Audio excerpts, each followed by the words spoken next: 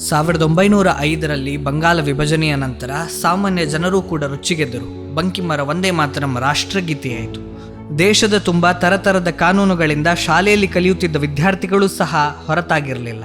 ಲೋಕಮಾನ್ಯ ತಿಲಕರಂಥ ಮಹಾಪುರುಷರ ಭಾಷಣ ಕೇಳಲು ಸಹಿತ ಅವರಿಗೆ ಅವಕಾಶವನ್ನು ನೀಡುತ್ತಿರಲಿಲ್ಲ. ದೇಶಭಕ್ತಿ ಪ್ರಸಾರ ಮಾಡುವ ಪತ್ರಿಕೆಗಳನ್ನು ಓದುವಂತಿರಲಿಲ್ಲ. ಇನ್ನು ಪೂರ್ತಿ ರಾಷ್ಟ್ರಗೀತೆ ಹಾಡುವುದಂತೂ ದೂರದ ಮಾತು. ವಂದೇ ಮಾತರಂ ಉಚ್ಚಾರ ಸಹ ಭಾರಿ ಅಪರಾಧವೆನಿಸಿತ್ತು. ಇದನ್ನೆಲ್ಲ ಮುರಿಯ ಹೊರಟರೆ ಬೆತ್ತದೇಟು ಅಥವಾ ಬೇರೆ ಬೇರೆ ಶಿಕ್ಷೆಗಳು ಸಿಗುತ್ತಿತ್ತು. ಆಗ ಕೇಶವನ ವಯಸ್ಸು ಕೇವಲ 18 ವರ್ಷ. ಆತ ನಾಗಪುರದ ನೀಲ ಸಿಟಿ ಹೈಸ್ಕೂಲ್ನ ವಿದ್ಯಾರ್ಥಿ. ಆಂಗ್ಲ ಅಧಿಕಾರಿಗಳ ದಬ್ಬಾಳಿಕೆಗಳನ್ನು ಪ್ರತಿದಿನ ಕಾಣುತ್ತಿದ್ದ ಅವನ ಹೃದಯದಲ್ಲಿ ಬಂಡಾಯದ ಬಿರುಗಾಳಿ ಏಳುತ್ತಿತ್ತು. ತನ್ನ ಗೆಳೆಯರೊಡನೆ ಕೂಡಿ ಯೋಜನೆಯೊಂದನ್ನು ತಯಾರಿಸಿದ. ಸದ್ದಿಲ್ಲದೆ ಎಲ್ಲ ತರಗತಿಗಳಿಗೂ ಈ ಸುದ್ದಿ ತಲುಪಿತು. ಹೌದು, ಹಾಗೇ ಮಾಡಬೇಕು ಎಂದು ಎಲ್ಲ ವಿದ್ಯಾರ್ಥಿಗಳು ನಿಶ್ಚಯ ಮಾಡಿದರು. ವಿದ್ಯಾಧಿಕಾರಿಗಳು ಶಾಲೆಯ ತಪಾಸಣೆಗೆ ಬರುವವರಿದ್ದರು. ಮೊದಲಿಗೆ ಕೇಶವನ ಕೊಠಡಿಗೆ ಬಂದರು. ಅವರು ಬಾಗಿಲಿನಲ್ಲಿ ಹೆಜ್ಜೆ ಇಡುತ್ತಿದ್ದಂತೆ ಎಲ್ಲ ವಿದ್ಯಾರ್ಥಿಗಳು ಎದ್ದು ಒಂದೇ ಸ್ವರದಲ್ಲಿ ವಂದೇ ಮಾತರಂ ಎಂದು ಉಚ್ಚರಿಸತೊಡಗಿದರು. ಅದನ್ನನುಸರಿಸಿ ಮತ್ತೊಂದು ಕೋಣೆಯಿಂದಲೂ ಪ್ರತಿಧ್ವನಿ ಬಂತು, ವಂದೇ ಮಾತರಂ.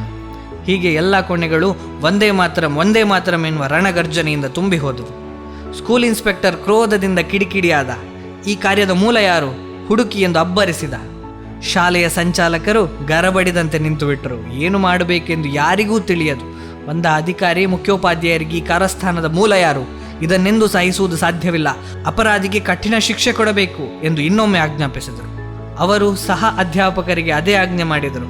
ಕಣ್ಣುಗಳಲ್ಲಿ ಕೆಂಡ ಕಾರುತ್ತಾ ಇನ್ಸ್ಪೆಕ್ಟರ್ ಹಿಂದಿರುಗಿದ. ಹೆಡ್ ಮಾಸ್ಟರ್ ಬೆತ್ತ ಬೀಸುತ್ತಾ ಕೋಣೆಗೆ ತಿರುಗಿದ್ರು.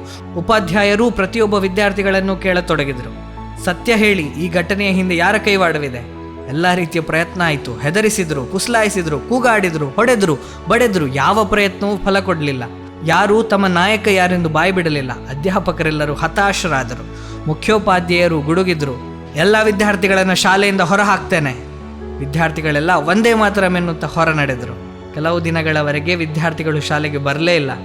ಆದರೆ ವಿದ್ಯಾರ್ಥಿಗಳ ಆ ನಿರ್ಧಾರ ಬಹುಕಾಲ ಉಳಿಯಲಿಲ್ಲ. ಮಕ್ಕಳ ತಂದೆ ತಾಯಿ ಪೋಷಕರ ಮೇಲೆ ಒತ್ತಡ ಬರತೊಡಗಿತು. ಮಕ್ಕಳನ್ನು ಶಾಲೆಗೆ ಕಳಿಸುವಂತೆ ಮಾಡಲು ಅಧಿಕಾರಿಗಳು ತಮ್ಮೆಲ್ಲ ನಿಪುಣತೆಯನ್ನು ಪ್ರಯೋಗಿಸಿದರು. ಸುಮಾರು 1.5 ತಿಂಗಳ ನಂತರ ವಿದ್ಯಾರ್ಥಿಗಳು ಪುನಃ ಶಾಲೆಗೆ ಬರತೊಡಗಿದರು. ಆದರೆ ಕೇಶವ ಮಾತ್ರ ಮತ್ತೆ ಆ ಶಾಲೆಯ ಕಡೆ ಹೆಜ್ಜೆ ಇಡಲಿಲ್ಲ.